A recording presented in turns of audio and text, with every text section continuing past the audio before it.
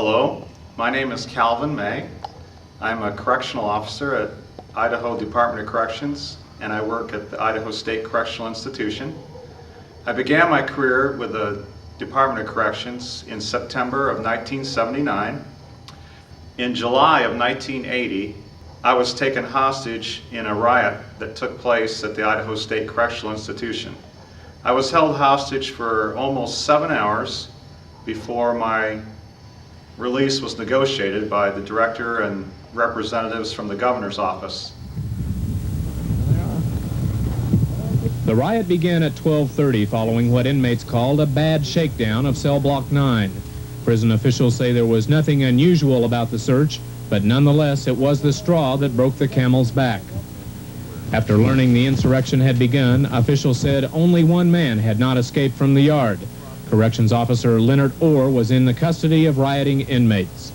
All others, said Correction Director C.W. Crowell and Acting Warden L.D. Smith, had made their way out during the first hectic minutes. A committee was to be set up to investigate specific grievances and come up with solutions.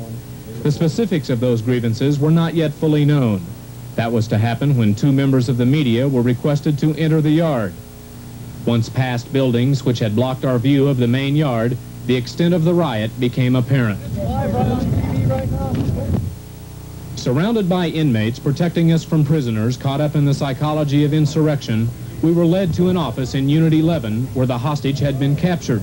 Our job was to transmit a list of grievances to corrections officials, items which the Citizens Committee was to investigate. But a second, more immediate task was at hand: determine the condition of the hostage. As we had already seen, July 23rd was to be a day of surprises.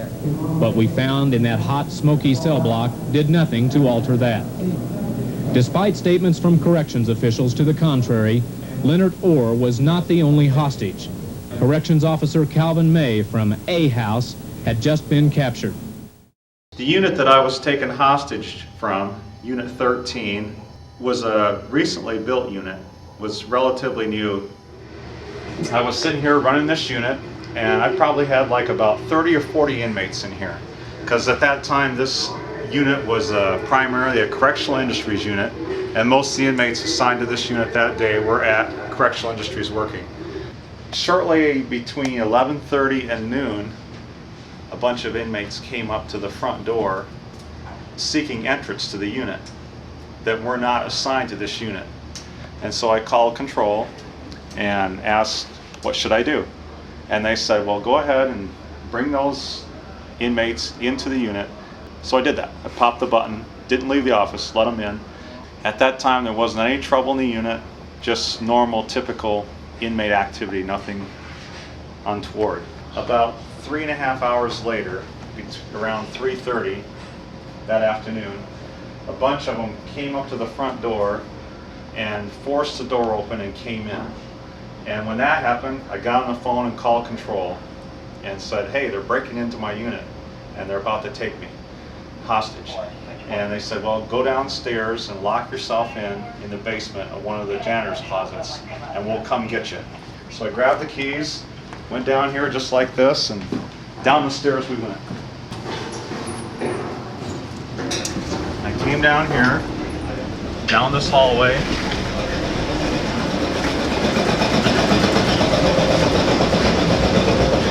and locked myself in.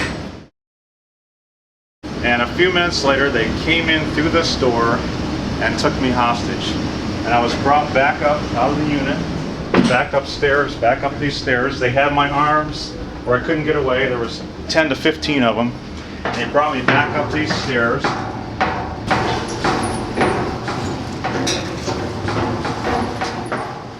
And a big discussion ensued as to what to do with me. There was a lot of shouting, there was a lot of noise. They'd taken these panels and just ripped them up physically, pulled all the wiring out of that underneath those panels, and there was just wire everywhere.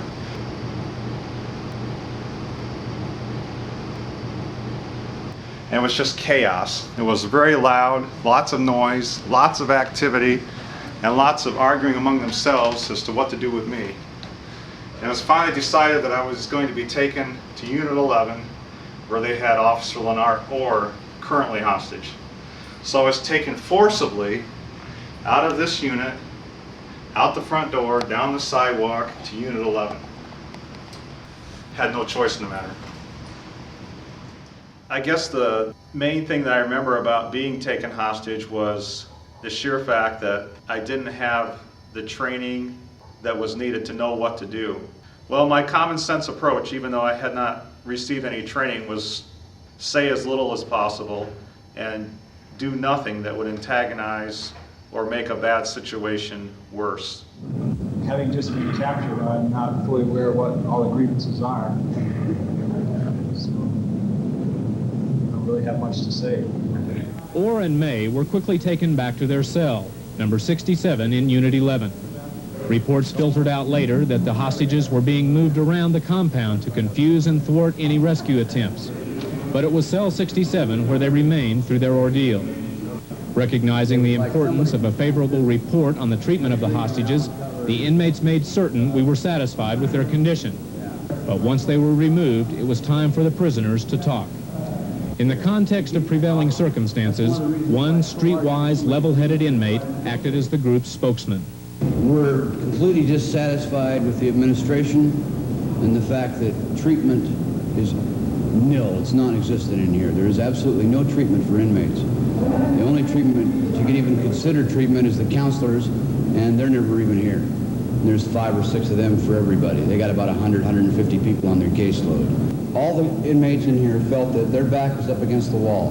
They were treated like they were in Nazi Germany or something. Now everybody in here knows that they're in prison. But a prisoner is supposed to have some rights, and he's supposed to be allowed to rehabilitate himself in a manner that he can get outside and function again. There's no way. I don't even think, what do they give you for gate money here when you leave? 15 bucks. That's how much money you got. That's not even enough money to buy a gun. You got to beat somebody up to get a gun. So I mean, and that's about the only thing that you're trained for in here is to go out there and get another gun. The public should be concerned because these guys have to come back out there. There's very few of these people that won't get out. Most of them will get out and get back on the streets. So the public should be aware of that. Once outside the cell block, we were directed toward the gate. Along the way, inmates, feeling victorious over the first phase of their dealings with those on the outside, began demonstrating their elation, a feeling of power, and a taste of freedom. The thing that sustained me through that whole process of not really knowing what was going to happen or if I was going to die or what the final outcome was going to be was my personal faith. The sun was waning, and the general thought was that the 2 guards must be released before darkness fell, or all bets might be off. After an argument between inmates and the negotiating committee, the prisoners finally agreed to release May if the governor's representative would agree to leave the negotiations and not come back. The deal was struck, and Calvin May was released. As I came out that front gate, all the staff were clapping their hands, cheering, glad that I was safe and released unharmed, as was I. It was one of the truly epic moments of my life. Officer May has been released.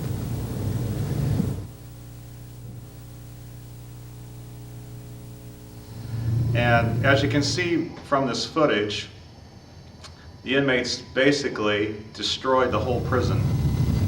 They set fires, they broke glass, and anything that they could break, they broke.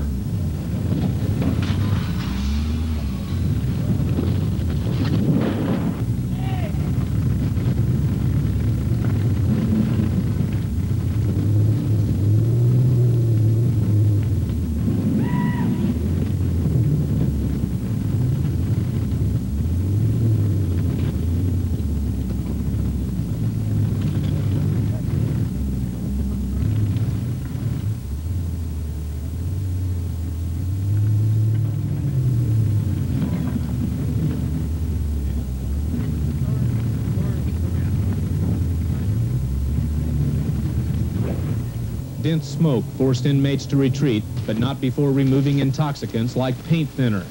Rags were soaked in the solvent and inhaled. Prisoners once acting primarily on the psychology of violence had now lost what little control they might have previously possessed. Even the most powerful inmate leaders would be unable to control the actions of a drunken mob. The situation has been deteriorating during the evening. There's a lot of sniffing going on right now in the yard, and quite a few people have sacked out for the night. They indicate that they can't control the situation after daylight, so I have made the decision at this point to send the tactical units in to get the hostage out. They'll be going in at 5:30 and securing the hostage. We know where he's at, and back out. And once the hostage is out, then we'll move to take over the institution. It's a tough decision. The hostage life is at stake, but at this point we feel that unless we make this move now, the hostage life will be in more danger after daylight. Within a few minutes, the highly trained tactical weapons unit had invaded the compound, and with the aid of prisoners charged with guarding the hostage, swiftly led Leonard Orr to safety. The riot was over. It was time for officials to take control of the prison. All right, bring the ball several times to the field. Let's go! Move it, move it! Hey, come on, go! Hey, you! Hey! On top of your head now! Move it! Double turn, single turn! You! Got it up.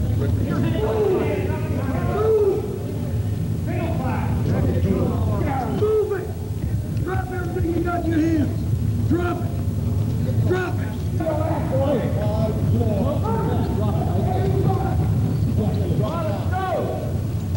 Hey, you! To the hat! Let's drop the coat off. Right where you are. Several times.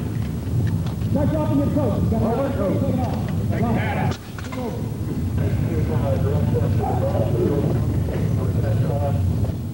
This is one of the most serious disasters that Idaho state government has ever faced. We're talking in terms of the potential of a $2.7 million loss in damages.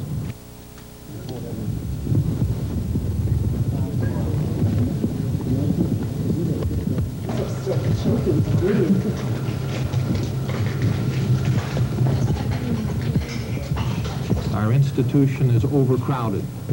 We went to the legislature last winter and emphasized that point of overcrowding, and that the bill emphasized the point to the legislature that that we could have a riot of this kind occur this summer.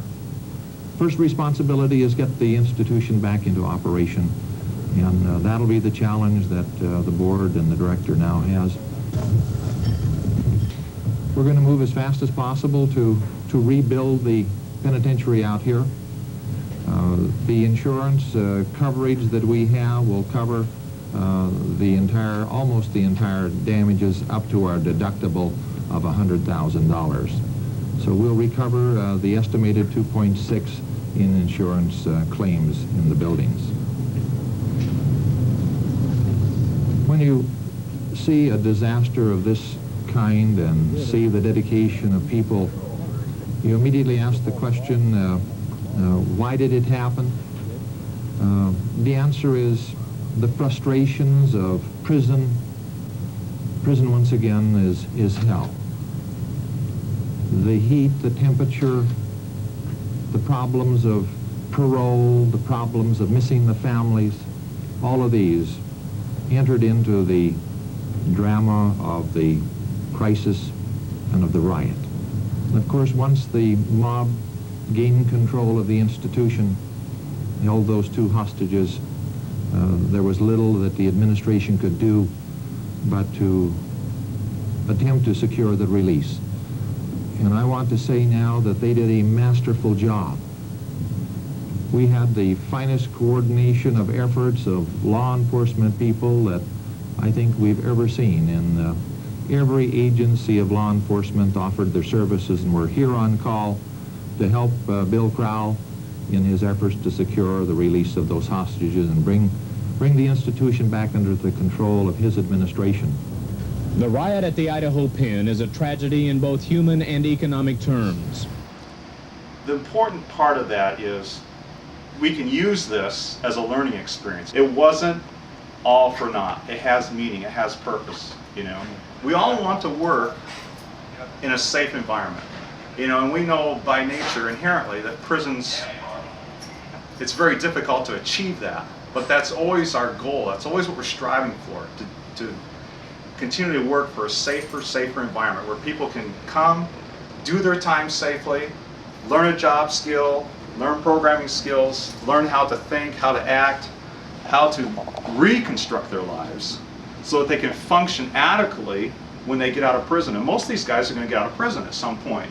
Well, what do we want in this person that's being released and returned to society? Do we want a guy that's just become more sophisticated in his criminal behavior? No. What we want is a person that has analyzed his life, thought about his life, and said, hey, I need to make some changes, And that's powerful. That's what you want. That's what we're striving for. We want these guys to serve their time and not come back.